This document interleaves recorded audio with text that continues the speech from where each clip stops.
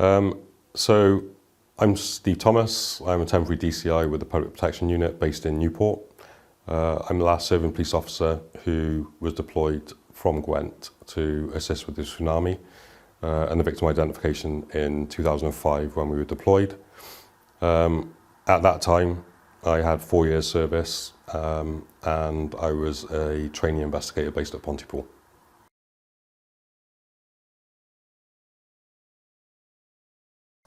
Yeah, I remember waking up on Boxing Day 2004, and as was normal for me at the time, put the telly on, put the news on, and that was all that was on the news at the time, was the news of the tsunami that had hit Southeast Asia and beyond. So didn't really sort of acknowledge the scope of it at the time. You know, it was still early morning, so the news was still coming in on a regular basis. But yeah, at the point of first seeing it, did not recognise the scale or the scope of that disaster. So that came in 2001, so I was still within my probation at the time. And back in the day, we had something called general orders, which was papers that were on the briefing room desk and gave you all the updates around the news across the force, including training opportunities.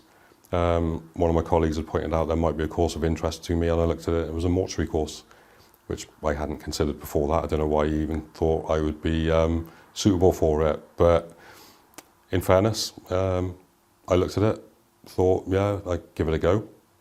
So did the training in 2001 and actually went home and told my missus, don't worry, I will never ever use that training in my life. So it was mortuary training at the time. So it was about that mortuary procedure. So in the event of a mass fatality incident, it was about that mortuary procedure around how we go about identifying bodies and ensuring the continuity of evidence in connection with each victim. So I was at home. It was just as the kids had gone back to school. I was rest days, and I just had a phone call out of the blue from someone in emergency planning who said that Gwent were looking to put a team together to go out to Thailand to help with the victim identification. Would I be willing to go? So my initial reaction was yes, and then sort of thought and said, but I need to phone my wife first. And then, yeah, it was literally 8th of February 2005. We met up at headquarters to basically get the bus to Heathrow. So when we flew out there, sort of day one was travelling, day two was that acclimatisation, because it was so hot out there. You know, we'd left UK in a cold February morning. We arrived in Thailand in the height of their summer, and it was the heat was stifling. It was hugely hot. So day two was acclimatisation, and day three was going up to the site. We were taking over from Greater Manchester Police at the time. So that was to get us sort of like used to the layout, you know, what people were doing.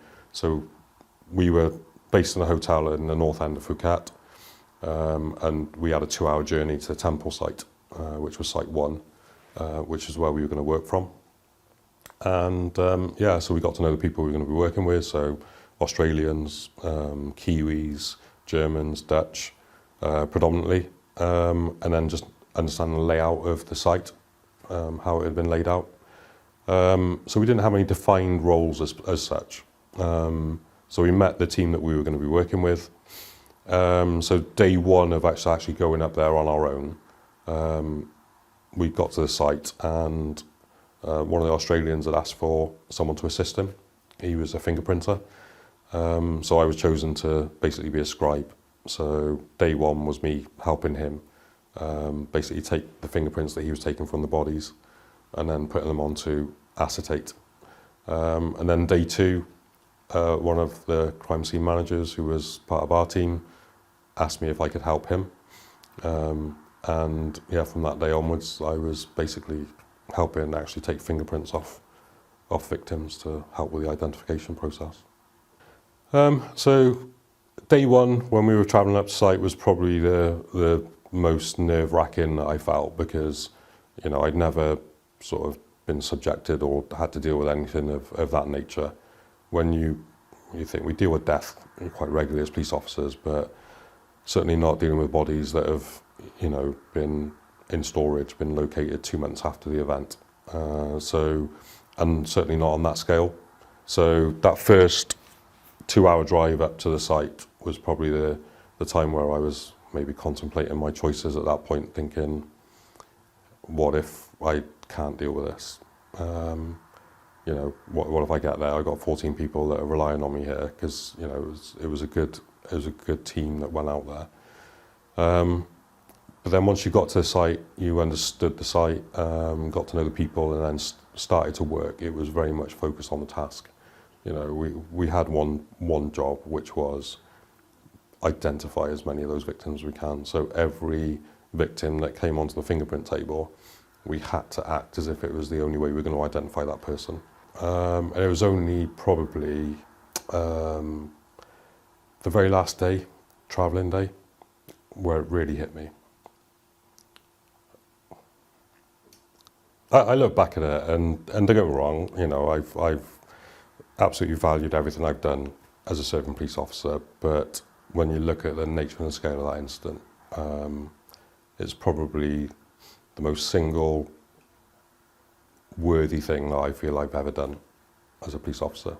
So in 25 years, it will never go away. I'll always remember it. I'll never know what impact I had. I'll never know whether any of the sort of fingerprints that I helped take identified a victim, because of the nature and the scale of it. We weren't given that personal feedback. But just the thought of helping in some small way to help, families get over a loss, helping communities, come to grips with what had happened and hopefully find some sort of closure. I mean, this isn't something that was on a local scale. This was international. Said about all the different countries that sent aid and assistance over there, and it's similarly for the victims. They were from far and wide, all over the world. So yeah, if something like that happened again, and I was given the opportunity to go, then I'd absolutely go.